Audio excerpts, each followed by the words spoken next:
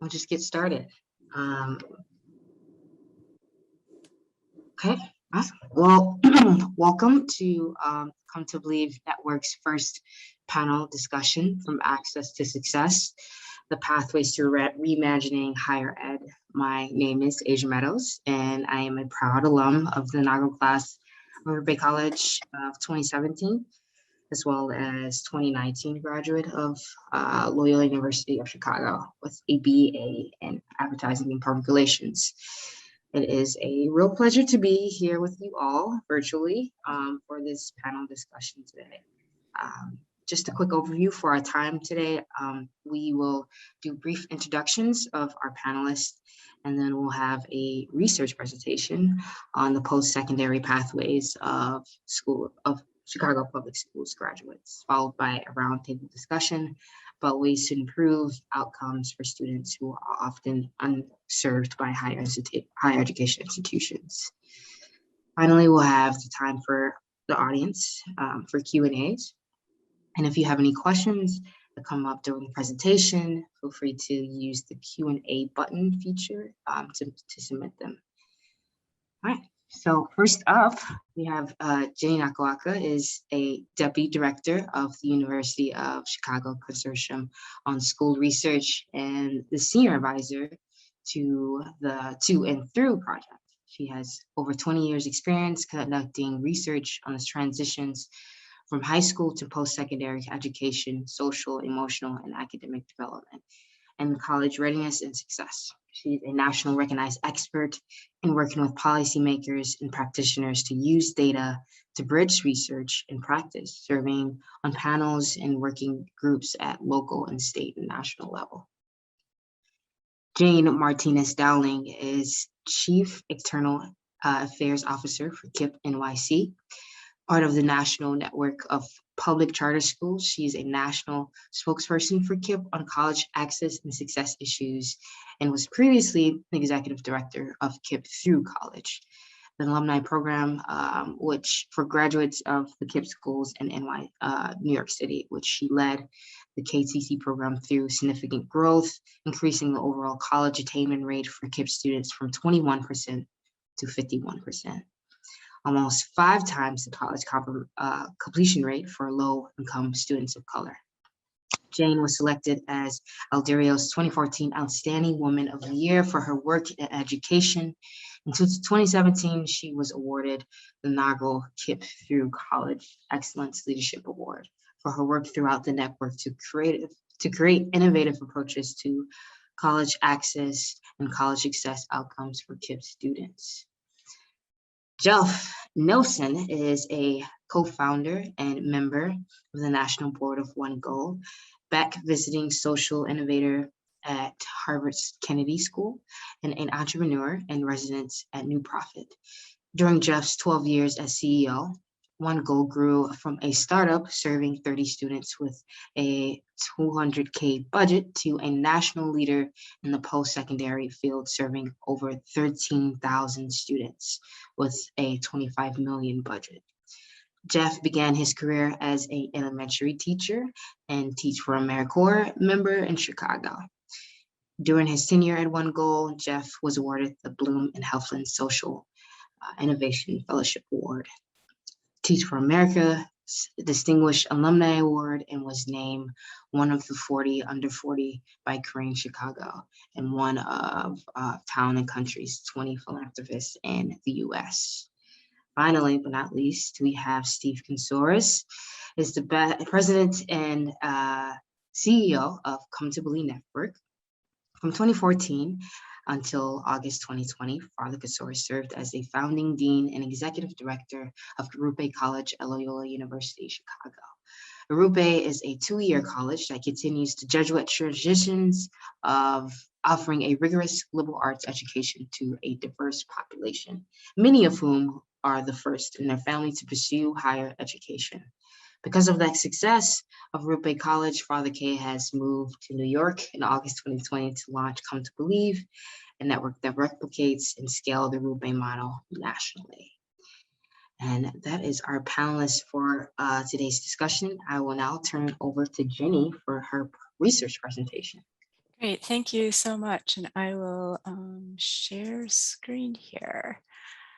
Okay, well, thank you, Asia, so much. And I'm really delighted to be here. So I'm going to be presenting on a report that was released by the University of Chicago Consortium on School Research and the To and Through project earlier this year, called Navigating the Maze, Understanding CPS Graduates' Pathways Through College. And I also want to acknowledge my 3 co-authors real quickly, because they also did a huge amount of work in thinking about this and kind of conceptualizing it. Ji-Sun Lee, Alex Usher, and Alex Seeskin. Also, hold on here, okay.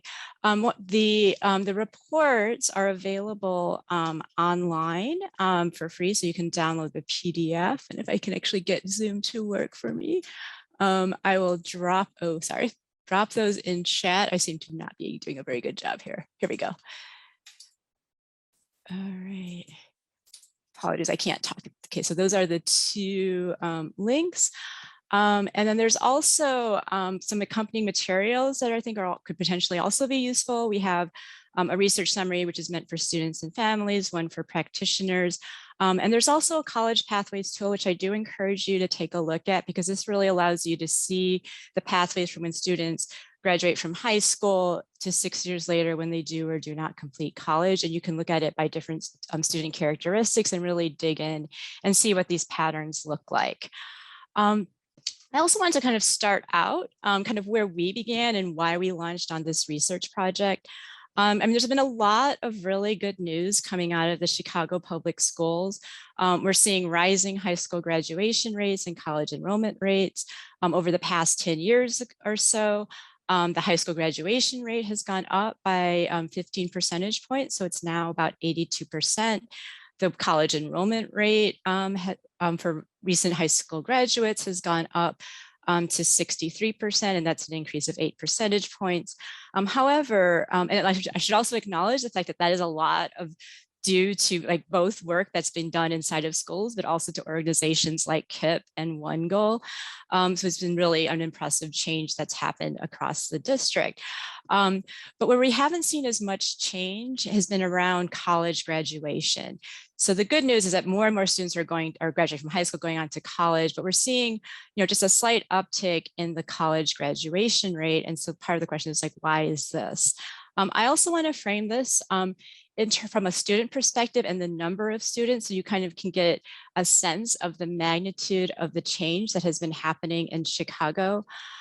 So the height of this bar represents the number of students going to college.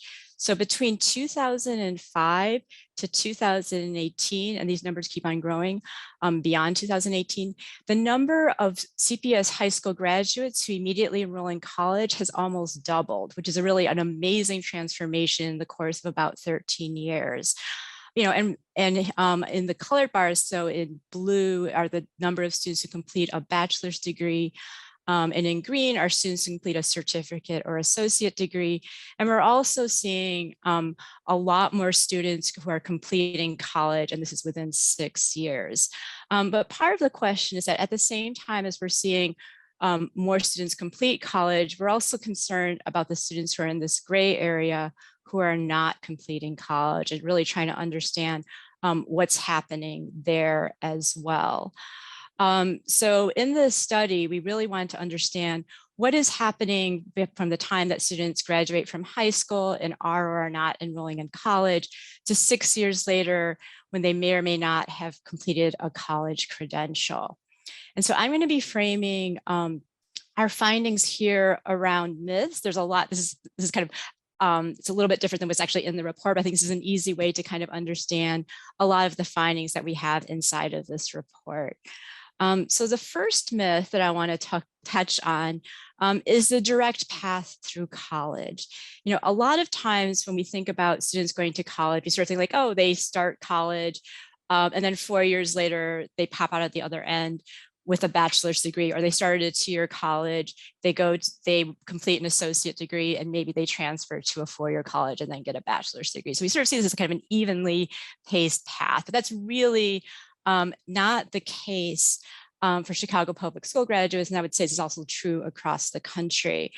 So this idea of continuously enrolling at one institution is really not the norm for students. So in this study, we were looking at CPS graduates between 2010 and 2012. And so there's about 60,000 students there.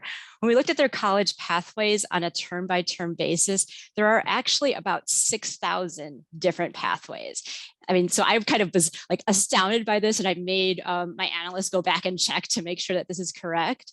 But the thing is that for each term, a student may be enrolled in a four-year college, they may decide to take time off, they may enroll in a two-year college or vice versa. There's a lot of different things that are happening in here. So this idea of kind of a very steady pace through college is really not the norm. The second myth that I wanted to touch on was 2 to 4 year college transfer. And I think this is particularly relevant for our discussion today around the work of Come to Believe. I think when students start at a 2-year college, a lot of them do want to complete a bachelor's degree. And among CPS students in our study, the number is about 77%. However, this pathway from a 2 to 4 year college is not something that is particularly common among CPS graduates. So only 1 in 4 enroll in a 4-year college within 6 years of starting at a 2-year college, and of them, only 7% are completing a bachelor's degree. And I think this really speaks to the importance of Arupe and the work that Come to Believe is doing, because this idea of going from a 2-year college to a 4-year college, in many, many places, this really isn't working well. And there are a lot of good reasons why this pathway should really become something that is much more viable. It's a way for students to get acclimated to college, just to pick up some credits in a much more financially viable way. Community colleges are much more accessible to a broader spectrum of students who do want to experience college but may not want to go to a 4-year college. So it's really critically important that we start to think about how do we make this pathway really become something where a lot more students are successful than have in the past. The next myth is around taking time off school. So there's a lot of reasons why students need to take time off school. It could be financial, it can be personal, it can be academic. But the concern is that this is something that is happening, is really, really common and really, really consequential. So we look at CPS graduates from 2010 to 2012. Of those who started out at a 2-year college, 83% of them are taking at least 1 term off. And the numbers for 4-year college enrollees it's slightly over half. Now, about 1/3 of these students do come back to college, but most of them do not complete. So of the students who take at least 1 term off of college, only 10% of them complete a certificate, an associate degree, or a bachelor's degree within 6 years. So I think this really points to some question as to what is happening here. I mean, this isn't a causal argument, but I think it really points to when students are disengaging from school, this is a time to really be thinking about what is happening for these students. What are things that colleges can be doing to help support students so that they are able to stay in college, or if they do leave, that they have a smoother transition back into college. The final myth is around taking a gap year. So I think this is something that's sort of been popularized, and we kind of think it's a chance for young people to better understand themselves, figure out what they want to do with lives, maybe travel a little bit. However, even though when we survey CPS graduates, and the vast majority of them do want to go to college and complete college, only 9 of 10 students who don't immediately enroll complete college within 6 years. And so that's a certificate, associate degree, or a bachelor's degree. And now certainly a lot of students who are in this, who are in the 9 of 10 who don't complete, may have never intended to complete college. But nonetheless, this is not when students delay entry, they become much less likely to ever complete a degree. And so the final piece that I want to touch on is actually what I'm actually not talking about here. What I've been showing you is what these patterns look like across the entire district. But there's a huge amount of variability in what these patterns look like by gender, by race, ethnicity. And these are something that's really important to acknowledge, especially as we're thinking about what can we be doing to better support students.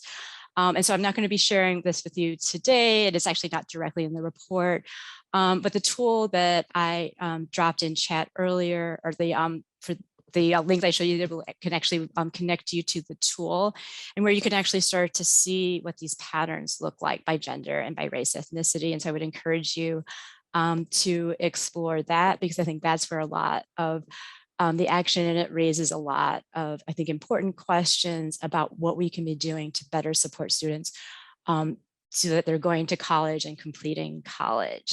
And I will stop here, but thank you very much.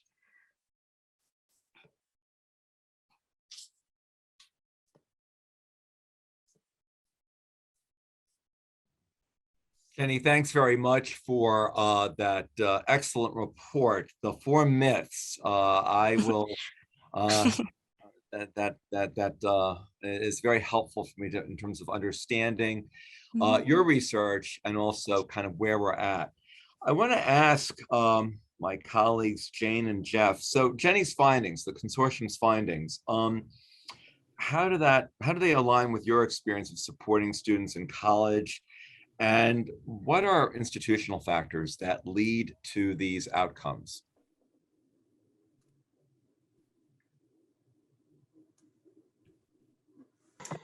Start? Go for it, Jane. Yeah.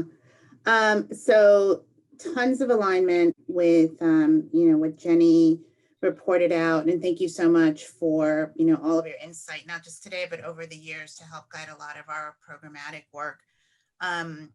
I think that we just recently at KIPP actually had a report called The Promise of a Fulfilling Life, and really thinking about like what we need to do in order to meet students' college and career needs, from classrooms, frankly, to Congress. And a lot of the factors that she talked about that impede college completion and career execution are really the myths that she talked about. And we have seen those. I'd be interested to know, and I think Jeff might have some questions around it too, like how many of the students that they surveyed actually had wraparound services, right? Because I think that is what makes a lot of the students who have completed or have enrolled in college and haven't stopped out and didn't take a gap year. All of that was, I think, really due to the research and advisement that our programs have given to students. And so I think there is a differentiation between when you have these services to mitigate the barriers. Students tend to do much better, whatever profile they have. Yeah, I'd add just a couple things when I see that research. First, it reminds me of there was a student on a panel from OneGoal probably 7 or 8 years ago who was trying to describe to an audience how different the experience from high school to college was, and how little training he felt like he had actually had to navigate the system that Jenny just described. And he used a sports analogy. He said that it felt as though my elementary school experience felt like sort of like single A baseball. And then middle school felt like double A baseball. And high school felt like triple A baseball. And then I went and played cricket. And the beautiful thing that he went on to describe was that the sport looked similar. It had some similar elements, but it was radically and fundamentally different. And he had no training to actually navigate a professional cricket league. He could have kept playing baseball. And the second experience I have when I hear Jenny talk about the maze is that it reminds me so much of how hard it is to build a system and a set of interventions that works for 6,000 paths in one city, as opposed to what we originally thought we were building when we created OneGoal, which was to navigate a set of structured pathways. And that's not at all what we were building. And that therefore requires the interventions that Jane is talking about, which is that Arupe has done, but has been very rare as a post-secondary institution to build it themselves, which is that you have to support students in a wraparound way to navigate 6,000 different pathways. The last thing real quick is that when I hear that report, it screams to me the need for systems and institutional changes. Like that just fundamentally means the system is not working. And yet the message that we create in the system, often implicit, sometimes very direct, is that when a student gets off the linear path, they failed and it was their fault. And yet almost no students anymore are able to navigate the straight pathway. So it's like we're creating an entire generation of young people in an age that is incredibly formative to who they become as adults. And we're constantly telling them that they're failing, even though almost every other person is doing that. And we're rarely pointing the mirror around on the system or institution or all of us as adults, and recognizing that we have architected a system that fundamentally doesn't work. I just want to build on that, Jim. That's really helpful. I'd say that I come to believe, first with Arupe and then with the Doherty Family College at the University of St. Thomas in the Twin Cities, we're designing a college model based on student success and for a particular kind of student. And I love your image of transitioning to cricket. The beauty of our design is that these two-year colleges are part of a four-year college campus.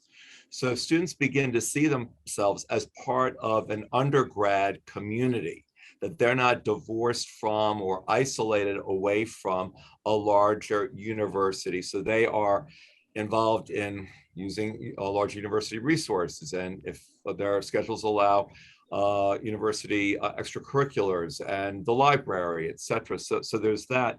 The other piece that I just want to build on from what Jenny said before in terms of the gap year. Yeah, we found, our target population, students right out of high school, they are accustomed to going to school. And what's more, we developed very robust, thick, meaningful relationships with those high schools, with those feeder schools. So they understood what our curriculum was all about. This was not Loyola University light. And also we could say, gosh, you recommended her, but she's really struggling. So let's talk about that. So it was that kind of granular and personal and community oriented.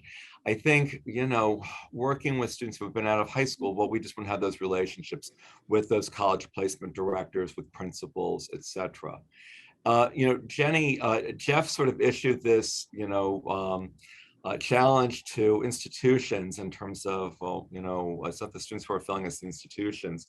So what are the implications of your findings for higher ed institutions, briefly? Yeah, no, that's that's a great question.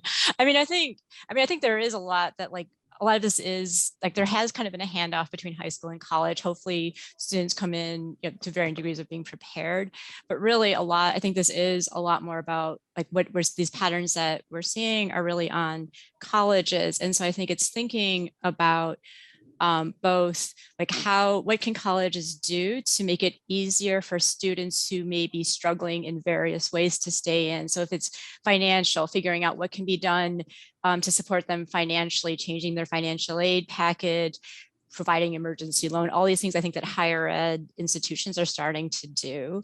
But also I think building that colleges are building relationships with students so that they know what's happening in their lives that may be making it harder for them to really engage in college. And so that if students do find it necessary to leave, they actually have a connection to the place where they're more likely to come back. And so even when after students leave, it'd be great if higher ed could actually follow up and encourage students to come back, and also try to figure out how do you make that transition back easier, or if students transfer, that there's actually a little bit more of a connection somehow at either the sending institution or the receiving institution. Kind of what Steve, what you talked about between high schools and colleges, when students are moving from institution to institution, having that kind of information is tremendously important. Obviously, that's hard at really big universities to do something like that, but to the extent that it's possible, it can really make a difference for the kind of supports that students have. Because I think students quite often, it's they feel like they're on their own, and they're trying to navigate some really complicated systems on their own, and the extent to which they feel that there is somebody who's on their side looking out to them, even if they do leave, can make a tremendous difference. Jenny, thanks so much for that.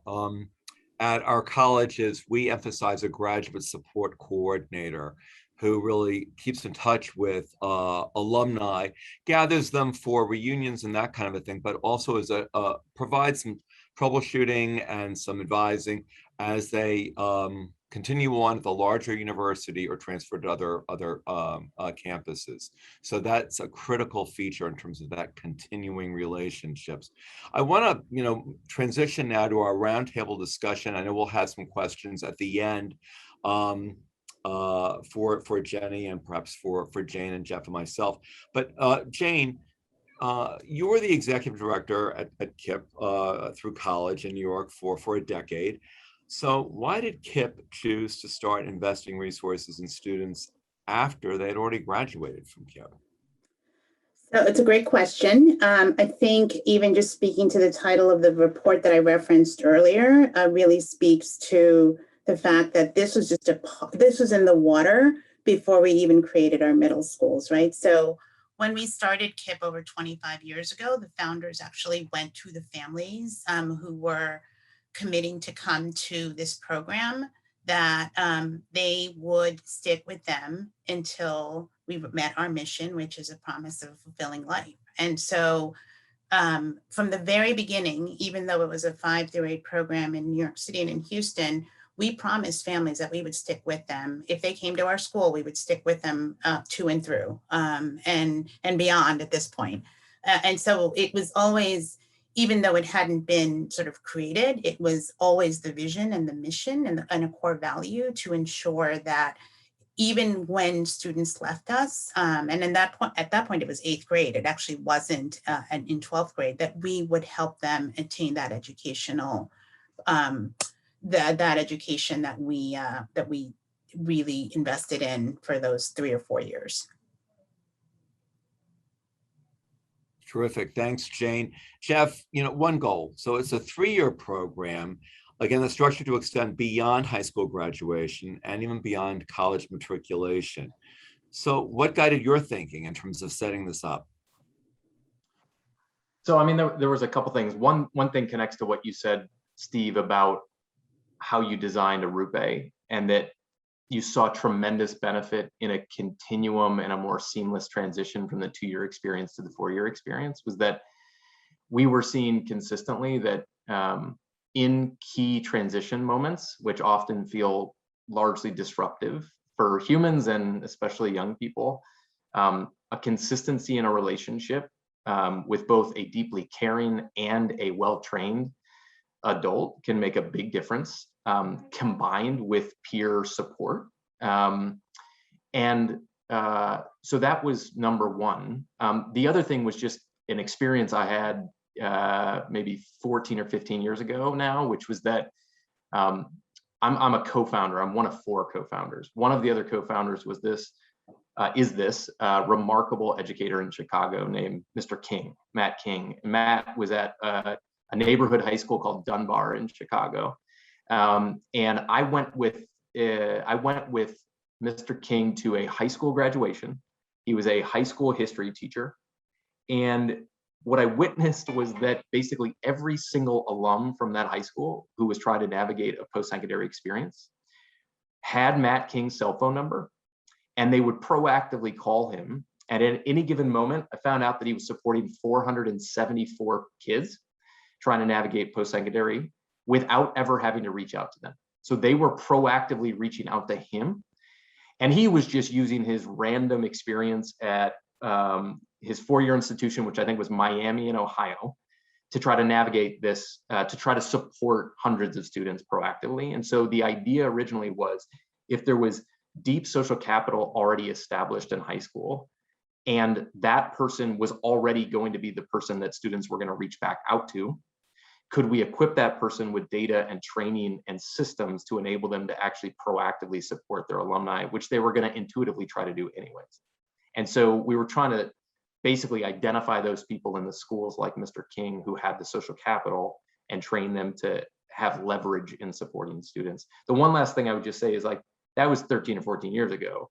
I think what it's basically the headline of that: when we as human beings are transitioning, we need consistent caring relationships, we need peer support, and usually, best case, we have some momentum built before we get to the next stage.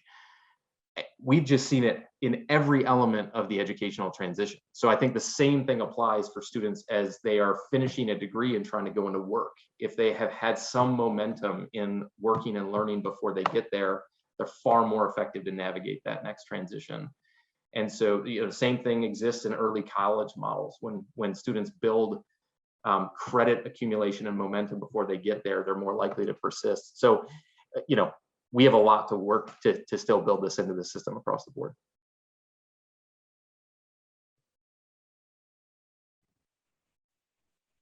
Thanks for that, Jeff.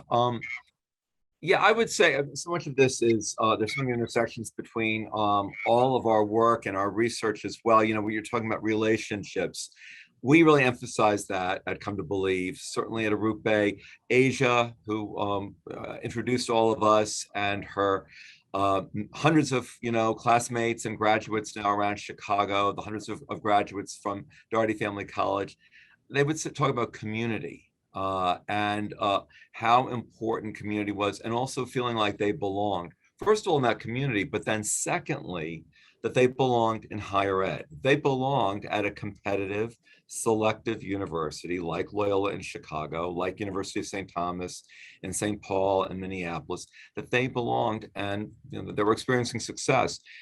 Those wraparound support services that you've described, Jane, that's the hallmark of the Come to Believe model, whether it's addressing food insecurity, and at the same time building community as students break bread together every day, experiencing community and receiving mental health supports and services without being stigmatized. The advising, 474 students that the teacher from Dunbar was doing. Well, we're a little bit less ambitious in terms of that, but the professors at Arupe and also at Doherty have maybe 20 to 25 advisees, and those are very thick relationships. So, we know how to do it. It's just choosing and making those resources available. It's been very gratifying for me to see in the Biden bill a lot of the features that we talk about maybe, just maybe becoming part of what is a more commonplace and not unusual on campuses. So, other resources, what other resources have you seen that work for low wealth first gen students? And Steve, I would ask you, and you gave us a little bit of an overview about the CTB model, but clearly this is a really special model, right? What do you think, when you were sort of doing the design process, what distinguishes what you are doing, what your higher ed institution is doing from others? Well, first of all, our focus, we designed the model for first gen students specifically, for students who were Pell eligible or undocumented, and also for students who would need more support. So these were students who were coming to us right out of high school, who were B- to C- in their high schools. And and that could be for a lot of different factors. I love, one of the most important books I read this year was The Hidden Curriculum. And that author talks about, if you hang around with a crowd in high school and they're just not curious about going to college, well, that impacts you. So, and it impacts your grades. Also, this was a model that was designed for commuter students. So how do you create community for commuters when they're working and they have family obligations? And the L in Chicago is great, but it's still a schlep. It's not like living on campus. We were very influenced by David Yeager's research on belonging, and he did a lot of work with my colleagues and with me in terms of inculcating a culture of belonging. And gosh, it paid off. When I was looking at your stats, Jenny, well, our students are graduating 4 times the rate, 2-year graduation rates of the national average for 2-year colleges.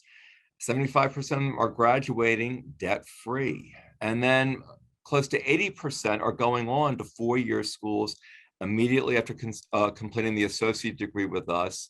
And 70% of them are completing their bachelor's degrees 5 years total, 2 years with in our schools, and then 2 or 3 years in the senior institution. So, yeah, great faculty, committed to these students, building community, and again, belonging at a larger institution, seeing themselves at a university.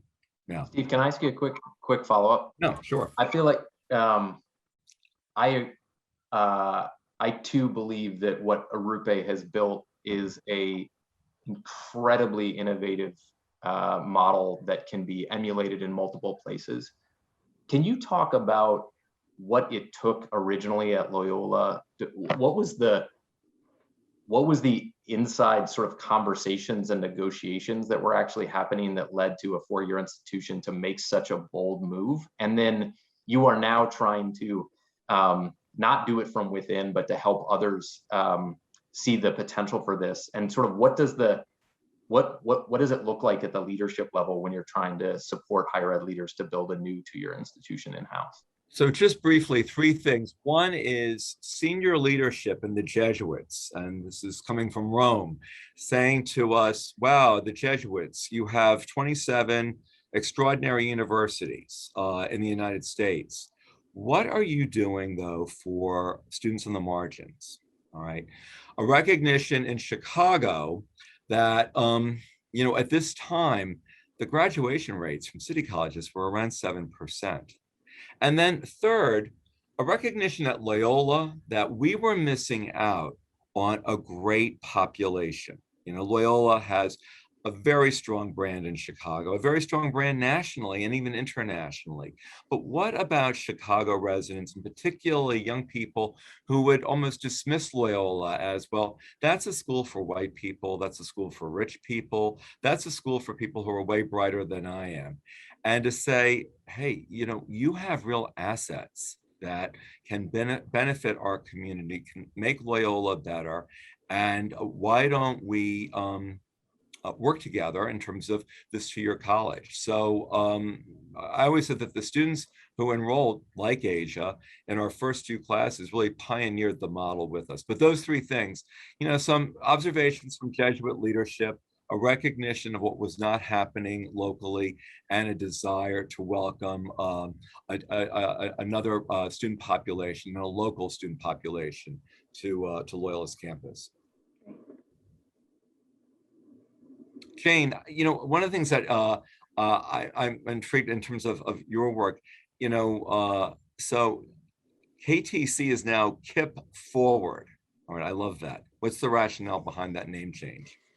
Well, so just referring back to something that Jeff said a little while ago, we've been at this for a really long time, and a lot of our research while we were building programs and design really didn't have as much we didn't have as much information and data from the actual people who are experiencing our programs, right? And so one of the things that we've done at KIPP is really ensuring that, really the end product user, which are our alumni, really have had a say in how the program has evolved. And so KIPP Forward really comes from, and again, Jenny alluded to some of this research, that we are now in a place where it is still, college is still the #1 pathway to lift people out of poverty. There is no question, right? And particularly for all of the students that we work with across the country. But there is now very strong research that there is incredible career integration into whatever pathway you choose, right? You may go directly, and you still, in our K-12 model, we still want to make sure that children are having an opportunity and students are having opportunities towards careers and potential careers. And so that is for the students who are going directly. And there is also a lot of data that talks about students who take some time, who really want to go and do, some kind of credentialing before they decide, okay, now I'm going to invest in doing that 4-year program. And so KIPP Forward is just really the rebranding of all the learning that we have gotten from our alumni more than anyone else, and the research that's out there around that college is a means to an end, which is essentially having a more fulfilling and choice-filled life. And we think that KIPP Forward really represents that all pathways are really viable.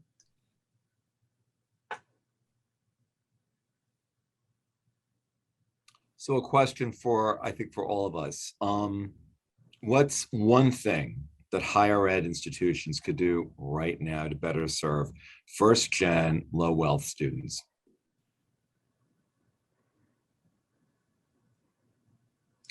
I'll start and then I'll turn it over. So there's definitely more than one, but if I had to choose one, it really starts with, frankly, the work that OneGoal was very visionary about, which is this work actually really starts in high school, right? And college counseling is paramount.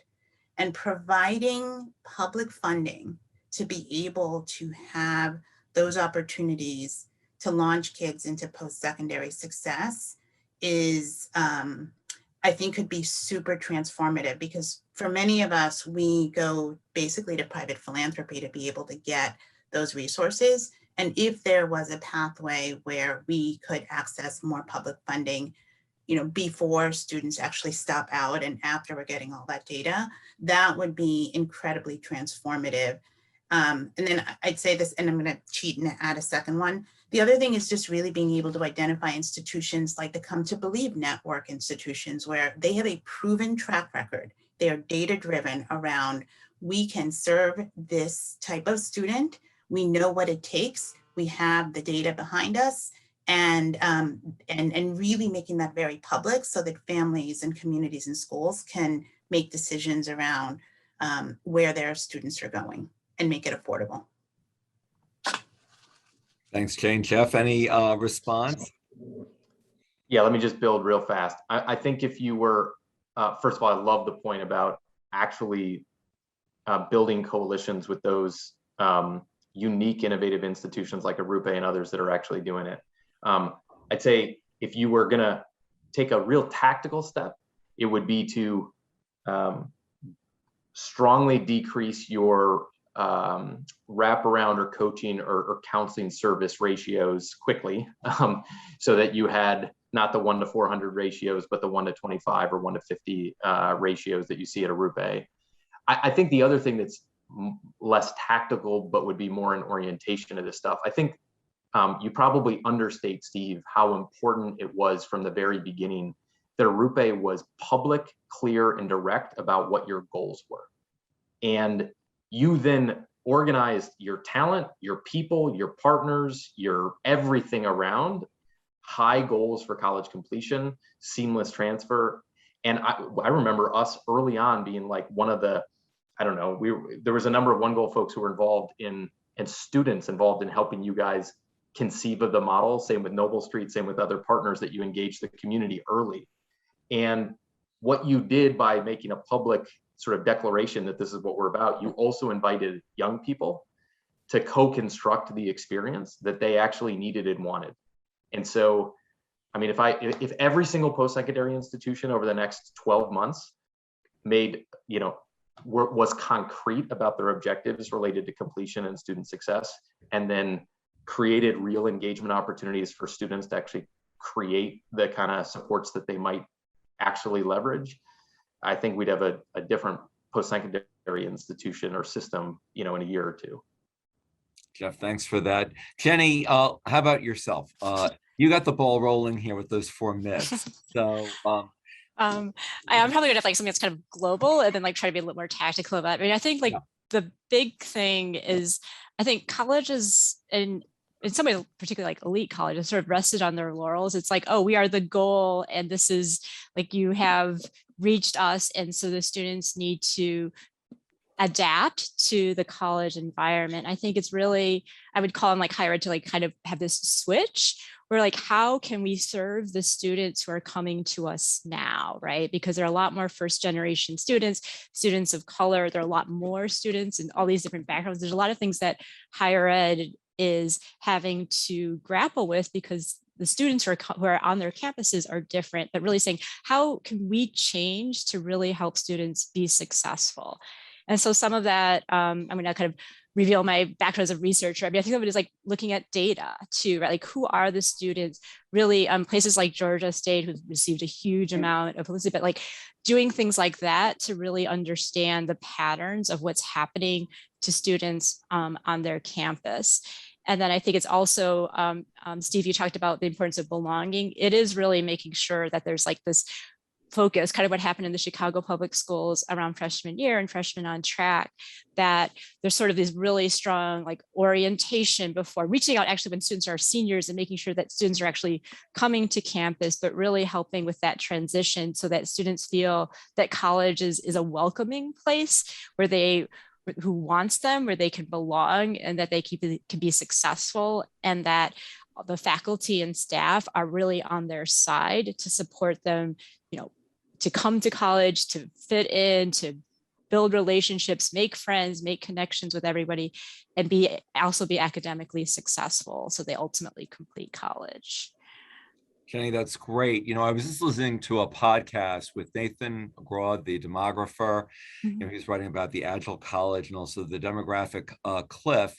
And he was saying that, there are students, and new student populations are bringing new assets. And so faculty and universities need to adapt, to teach to and address and meet students and these different assets than previous generations of students brought to campus. So for me, it's seeing our students as assets and not as deficits. At this point, I think we want to turn this over to the promised Q&A. And so my colleague here at Come to Believe, Education Programs Manager, Sam Adams, is going to facilitate this. Thank you, Sam. Great, yeah, happy to be here, and thanks to all of you for this illuminating discussion. It was great. So the first question that I want to ask is for Jenny. So Maureen put it in the chat. She asked about kind of looking at segmentation, whether students were being part of a family or single, or if they received government support, so kind of like other predictors. And I think you mentioned a little bit at the beginning, you saw some variation by gender and race and things like that. I think it also is a nice segue into some of the research you released recently about neighborhood groups. So do you want to talk a little bit about that? Yeah, sure. I mean, so kind of like the basic answer to this, like, we actually didn't look at like a lot of the specifics. I mean, I think this particular research is really trying to illuminate some of the high level patterns and surface a lot of questions. I mean, we kind of walked into this realizing that rather than answering questions, we're going to surface a lot more of really trying to understand different factors, both about student characteristics and institutional characteristics that are really shaping the patterns that we see. So I think that's something that's kind of top of mind. And, and I think the patterns that we generally see by like gender and by race, ethnicity are kind of what one would expect given what we see at the high school level. But I think like, and Sam, thank you for bringing up the report that we came out recently. So so the Consortium and the To and Through project just recently released a report as well as an online tool, which is looking at high school graduation, college enrollment, and college completion by community area. And which is really kind of, as we always think about attainment in terms of like high school or colleges. But I think as we're thinking about equity and like in Chicago and around across the country, we're sort of talking about how the zip code where you live should really not be the determining factor about whether or not you complete high school, go to college, and complete college. And so we thought this is really important to turn that lens since we had the data and we could identify student outcomes by the community area where they live in Chicago. And I think the things that really, I was actually really surprised at a lot of the findings that we had, because when we looked at high school graduation and college enrollment across community areas in the city, they're actually really high. Like in almost every single community area in Chicago, the high school graduation rate is above 70%, which I think is something that really, and given how 20 years ago, there were like 4 community areas that had a high school graduation rate above 50%. It's just astounding about how much has changed over time.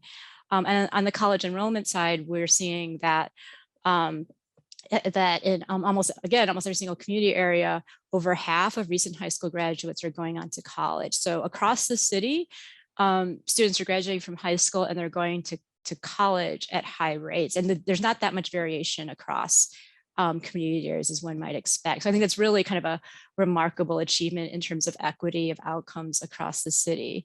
But where we are seeing more differences is around college completion.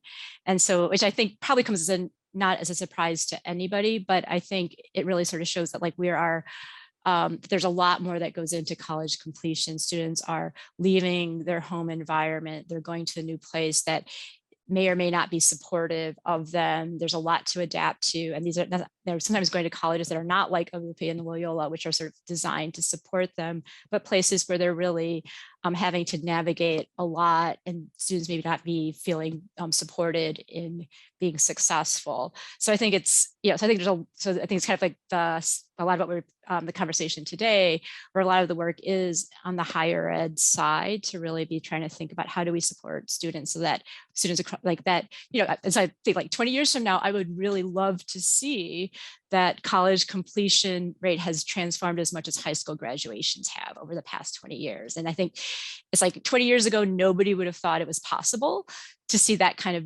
transformational change across the city. And so I think the challenge now is how do we do the same thing for college completion? Great, thanks, Jane. I'd really encourage everybody in the audience to check out the reports, both the Navigating the Maze, the one that is the basis of the myths, and also that report. Not just good data, but also beautifully presented. So it's a strong recommendation for me. The next question from Nancy is about the gap year. So I'm wondering if Father Kay, Jeff, and Jane, if you can just quickly touch on, is this something that you've seen in your work with students, a gap year, students thinking about taking this year off? And then maybe the other follow-up question was during COVID, is this something that's maybe more prevalent now than it used to be? Steve, why don't we start with you? Sure, we would beg students not to take gap years. I would call students who had just had babies to, bring your baby in and please come to class, because we just thought that interruption, life gets in the way kind of thing. It's, again, providing the, or trying to anticipate what prevents students from coming to class, and so often it's just the right kind of supports, academic supports, in some cases mental health supports or others. But in light of the pandemic,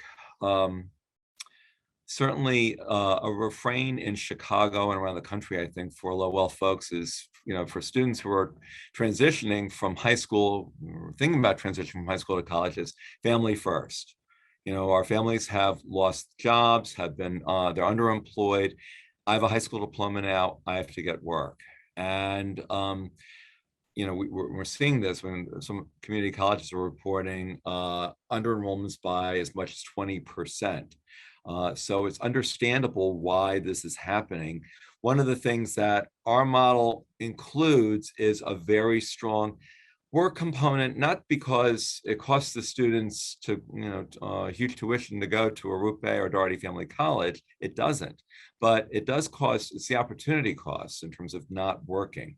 So, the Career Services Division of the university provides jobs and paid internships for students so that they continue to work and continue to bring in income for their families that need it while they're going to colleges or universities. And their families see, wow, this is really valuable. She's working in a not-for-profit, in a corporate setting, and something that might be a career preparation down the line, as opposed to the jobs that all of us had in colleges in terms of food service or retail, but that some of these students might flatline at if they don't continue with their educations. That's been my experience. I don't know, Jeff or Jane, what are your takes on Sam's question?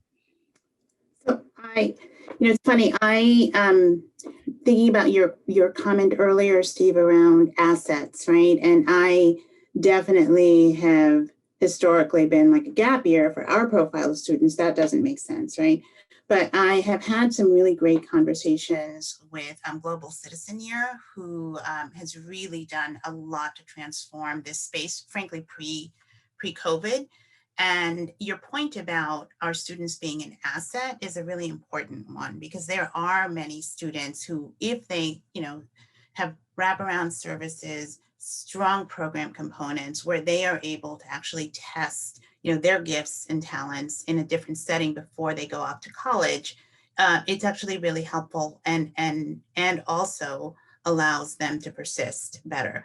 The problem is, thank you, Jeff, Abby will appreciate that. The problem is really when it's not done intentionally, but basically, well, I'm taking gap here because I can't do college. And so I would differentiate that. And what we are hearing from many of our students at KIPP is that they want those same opportunities that a kid who went to an independent school and is taking a year off is getting. And so I would push us to really think about if there are transformative opportunities like this, where students really, again, feel their own self-worth and value in giving to others for a year or two before they go to college, that we invest in those as well, because they're going to do better when they come back and they actually do enroll. The only thing I would add, very short, is that where, much like Jane is describing, meeting with alumni of KIPP and that leading to a embrace of multiple pathways, which is OneGoal went through a similar evolution and changed our tagline and orientation based on it. Same thing consistently is now happening, I think, in the career pathway space, in which learners consistently are sharing that if there are opportunities to both earn and learn simultaneously that are stackable and more seamless and enable someone to provide for family while earning credentials at the same moment, often for the same thing, that there needs to be more of those pathways. Right now, it is unbelievably difficult. If we think there's a maze generally in higher education, figuring out how to actually earn and learn together in stackable, seamless ways is a nightmare. And yet it could be a broader solution for our system to embrace as we're trying to more cohesively connect in-demand careers, applied learning experiences, and supporting families when we're trying to transform the benefit sort of infrastructure in the US. Great. So it's 3:28, so I want to be mindful of everybody's time, but just one quick rapid round of questions. So as Father K mentioned, we've got the reconciliation bill making its way around the halls of Congress. So there's less higher ed funding, I think, in the latest version that I saw than originally, but still in there. So we've got some Pell funding, we've got support for minority serving institutions like HBCUs, we've got this college completion fund that Steve mentioned earlier. If you were to send a quick video message to your local congressperson, what would you emphasize in part of that bill? What do you think could make the biggest difference?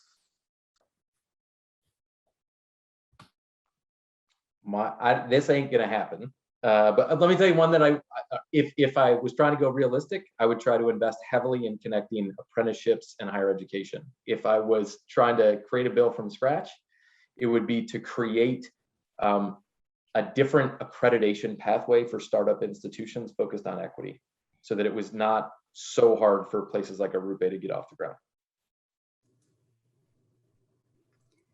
I think I mentioned quickly earlier before about the transition, providing resources for transition programs from 11th, 12th grade to whatever pathway people want to come to, and really kind of for those wraparound services that many of us have been supporting for many, many years with private philanthropy, and having a public pathway for that. Yeah. Go ahead, You go, Steve. I think I'm still thinking about my answer. So. Yeah, this is a great question. So yeah, my role model is always the father and the prodigal son, who is, excessively generous. So I want it all, yeah, the Rembrandt painting. There you go, Jeff. All right. We didn't plan that, by the way. Jill Biden visited Arupe a few years ago when she was speaking at Loyola University, and she came out, and I think this was, she teaches in two-year colleges. She teaches at Nova, but she said this is one of the best two-year colleges I've ever seen. So my thing is, all right, help us scale this. Let's make this not just some sort of a unicorn thing at Loyola Chicago or University of St. Thomas, or let's not make it just, so says Father Katasourous, it doesn't have to be only a Catholic thing. There are some core characteristics that can be replicated on campuses around the country where there are populations that would benefit from, and campuses that would benefit from those populations. So how do we scale this on a national level so that more students are better served and are crossing the finish line and getting that degree? Yeah, and I think actually my response is actually going to be somewhat similar to that. I think a lot of it is like just investing in tier colleges. I mean, there's a big push for like free community college, which I think is great, but I think it's also like, how do we make sure that community colleges are able to serve the students and they've got sufficient funding? Because I think they're in a place where they are serving a really different population than four-year institutions, but don't receive this nearly the same level of funding that four-year institutions do, whereas they really need more than four-year institutions. I think just changing the shift and really seeing the role that two-year colleges can play in the higher ed landscape. And they shouldn't just be kind of this like forgotten stepchild that I feel like happens way too often. Amen. Great, that's all the time we have for questions. I'm gonna put a quick slide up here.